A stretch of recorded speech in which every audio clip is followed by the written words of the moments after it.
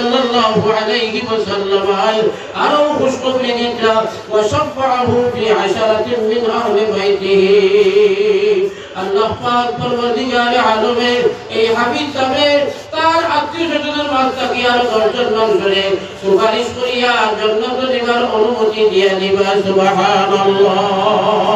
কিজাত মানুষের সুপারিশ করবার অধিকার দিবা বলে যে মানুষকে দুনিয়ার জমিনে এমন ভাবে আমলি করছে, এমন বদ আমলি করছে, তার বিচার হওয়ার বাদে জাহান্নামী বলিয়া ডিক্লারেশন হয়ে গেছে।